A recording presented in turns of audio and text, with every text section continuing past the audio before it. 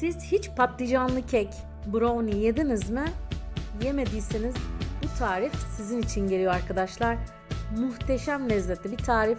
İçerisinde patlıcan olduğunu asla anlamayacaksınız. Gelin hep beraber yapalım. Herkese merhaba arkadaşlar. Bugün sizinle gördüğünüz gibi malzemeleri patlıcanlı kek yapacağız. Fit bir kek tarifi veriyorum. Çikolata severler için muhteşem bir tarif. Patlıcanı hiç yemiyorsanız kesinlikle bunu denemelisiniz. Çünkü hiçbir şekilde bu kekin içerisinde patlıcan olduğunu anlamayacaksınız. Unsuz, şekersiz, gördüğünüz gibi bal, un, sadece 1 yemek kaşığı var. Ve istediğiniz çerezden kullanabilirsiniz. Badem, fındık, kaju ne istiyorsanız. Ben karışık çerez kullandım. Siz sadece badem ya da fındık kullanabilirsiniz. Gördüğünüz gibi 3 adet patlıcanım var ve bir kase 1 su bardağı kadar çikolatam var. Kakaom var ve burada tencere üzerine tencere var. Bu ne işe yarayacak arkadaşlar? Burada patlıcanlarımı buharda pişireceğim ve sonra rondodan geçireceğim. Hadi başlayalım. Herkese merhaba arkadaşlar. Malzeme listesini görüyorsunuz. Ne var? Patlıcanlarım var, balım var, çikolatam var, kakaom, 3 yumurtam ve çerezim var. İstediğiniz tuzsuz çerezi kullanabilirsiniz. Kavrulmamış çerez, bunları un haline getireceğiz. Rondodan çekeceğiz ve sadece 1 yemek kaşığı unum var. Tam buğday unu kullanabilirsiniz. İstediğiniz unlu kullanabilirsiniz. Balım ben bal şekerlendiğinde bu tarz şeylerde kullanıyorum. Çok hafif şekerlenmişti balım.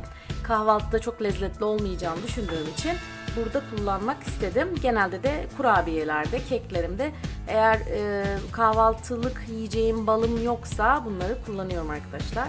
Evet, gördüğünüz gibi patlıcanlarım 3 adet ve kek yapmaya başlayalım. Hadi bakalım.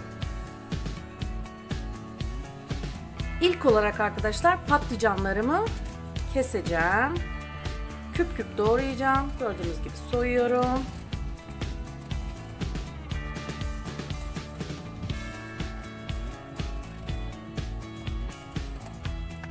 Bütün kabuğunu soymak zorundayım. Şu siyah kısımları, kabuk kısımlarını alıyorum arkadaşlar ve sonrasında küp küp doğrayarak buharda pişireceğiz.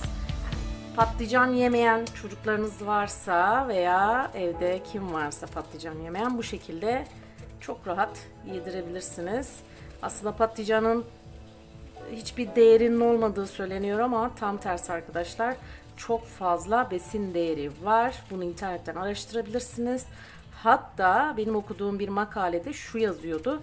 Patlıcanın acısını almak için hiçbir zaman tuzlu suda bekletmeyin. O acısını almayın. Zaten sağlıklı olan o acı kısmı deniyordu. Ve ben genelde kemer patlıcan kullanmam. Biz Adana yöresinin kendi patlıcanı var arkadaşlar. Yerli patlıcanımız.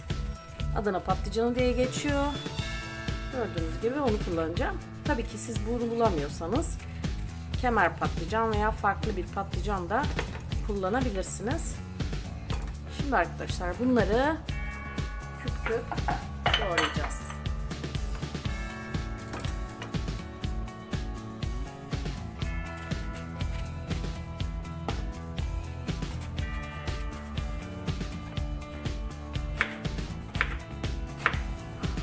Dilediğiniz büyüklükte doğrayabilirsiniz. Çünkü buharda pişecek ve buharda pişmesini sağlayabilirsiniz. Şu şekilde ben rastgele doğruyorum. Siz de rastgele doğrayabilirsiniz.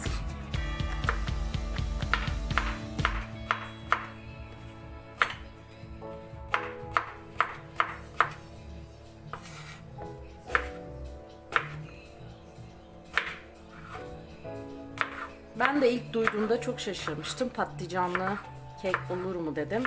Ama sonrasında lezzetini gördükten sonra çok şaşırdım. Emin olun siz de lezzetine çok şaşıracaksınız.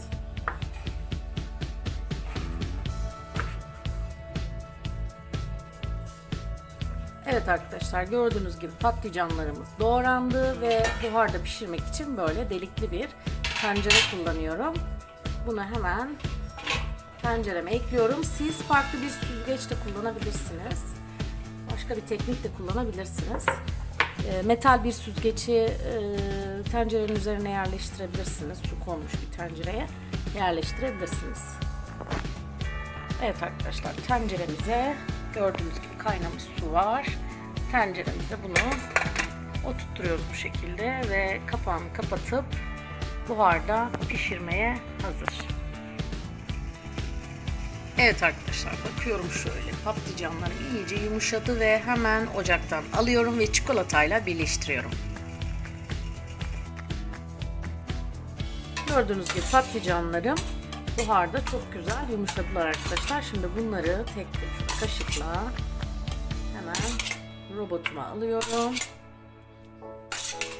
ve sıcağı sıcağına koyacağım ve hemen çikolatalarımı bunların sıcağıyla birleşmesini sağlayacağım. Ve patlıcanların sıcağı sayesinde çikolatam erimiş olacak. Zaten çok yumuşak. Hemen robottan geçireceğiz. Şöyle irili ufaklı hemen koyalım. Gördüğünüz gibi değdiği an eridi bile, çikolata kaşığa bile değdiğinde hemen eridi. O yüzden çok hızlı hareket etmem lazım. Benim rondom biraz küçük. Eğer sizin mutfak robotunuz varsa büyük boy, o çok işinizi görür. Benim daha önce vardı ama bozulduğu için artık kullanamıyorum. O yüzden şu an bununla idare ediyorum. Böyle biraz karıştırmaya çalışayım. İyice ısısında erisin. Bütün çikolataları ekleyelim.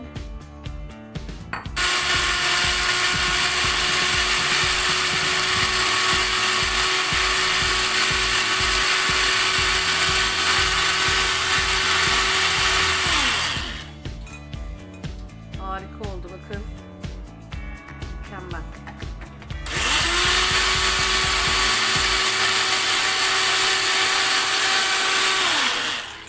Tamam, bence bu kadar yeterli. Kıvamı çok iyi. Bakın şöyle gösterebilirim size kıvamını. Ve daha sonra diğer malzemelerle birleştireceğiz.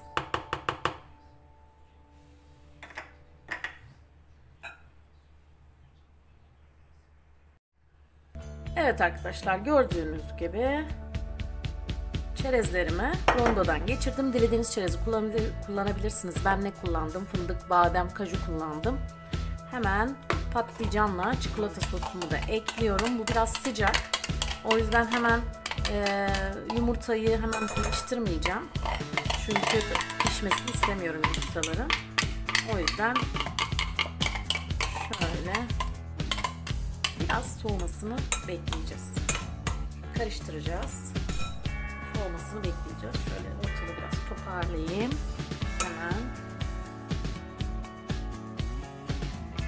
Şöyle hemen karıştırın. Hatta bunun içerisine yine balı da ekleyebiliriz.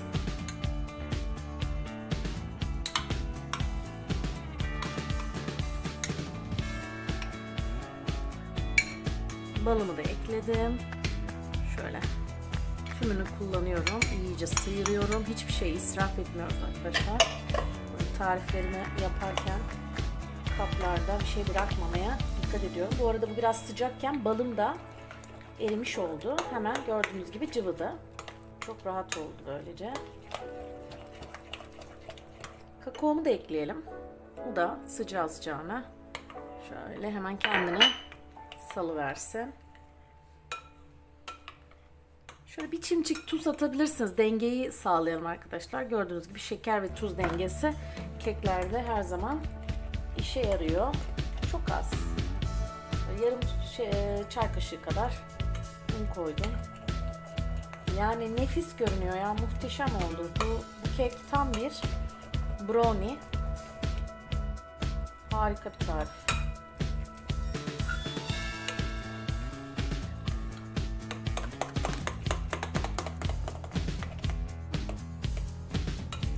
Şu an oğlum bunun içerisine patlıcan koyduğumu görmedi. İçeride oyun oynuyor. Ve ilk işim ona bunu yedirmek olacak. emin olun hiçbir şekilde içinde patlıcan olduğunu anlamaz. Soğuması için iyice karıştırıyorum. Şöyle. Parmağınızı batırarak test edebilirsiniz soğuyup soğumadığını.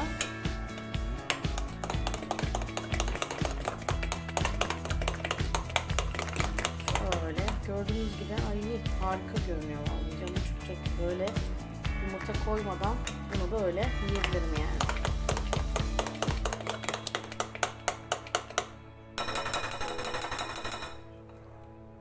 Evet, şöyle bir tadına bakalım. Bakalım soğumuş mu?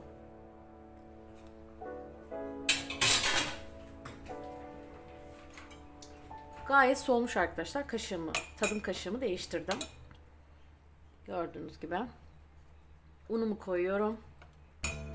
1 yemek kaşığı un kullandım sadece. Yumurtalarımı kırıyorum. Fırınımı 170 derecede ayarlıyorum. 170 derecede yaklaşık 20 dakika falan pişireceğiz ama ben yine de bir kürdan testi yapmayı düşünüyorum. Size de tavsiye ederim. Kabartma tozumu ekledim, unumu ekledim, yumurtamı ekledim ve karıştırmaya devam ediyorum. Yine bu aşamada mikseri kullanabilirsiniz dilerseniz. Ben birazdan mikserimi takıp mikserde çevireceğim arkadaşlar.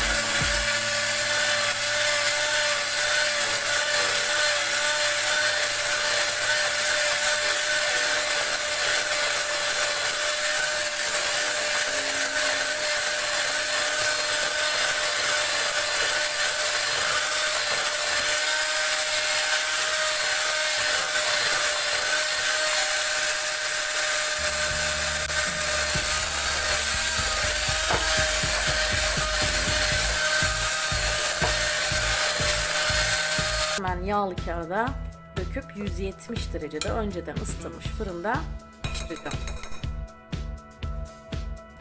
Şöyle bir kalıp aldım arkadaşlar elime. İstediğiniz kalıbı kullanabilirsiniz. Şöyle yağlı kağıdın içerisine yerleştiriyorum.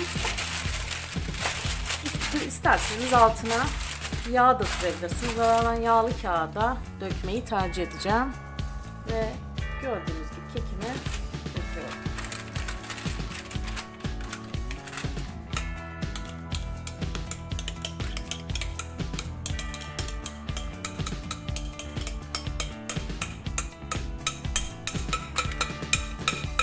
Tam bir brownie tadında olacak. Lezzetine çok şaşıracaksınız. Şöyle iyice sıyırdım. Gördüğünüz gibi. Son damlasına kadar kullanıyorum.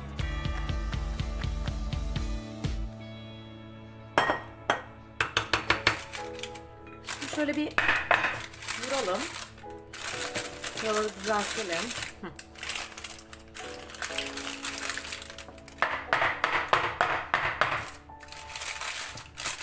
Ve önceden ısıtılmış 170 derece fırına hemen atıyorum. Yaklaşık 20 dakika ama bu 25 dakika da olabilir. Kontrollü bir şekilde pişireceğim. Patlıcanlı kekimi çıkardım arkadaşlar fırından. Yaklaşık 25 dakika falan durdu. Kürdan testi yaptım. Kürdanın kirlenmediğinde piştiğini anladım. O kadar güzel kokuyor ki birazdan hemen soğumasını bekliyorum. Dilimleyeceğim ve yemeğe hazır. Harika oldu ve dilimlenmiş halini size göstereceğim. Evet arkadaşlar, görüntüyü zaten görüyorsunuz. Hiçbir şey anlatmama gerek yok. Harika bir brownie hazırladık. Hem içerisinde yağ yok, şeker yok, un yok diyebilirim. Patlıcanla muhteşem bir brownie yaptık ve asla patlıcan olduğunu kimse anlamayacak. Kanalıma abone olursanız diğer videolarımı da kaçırmazsınız arkadaşlar. Afiyet olsun.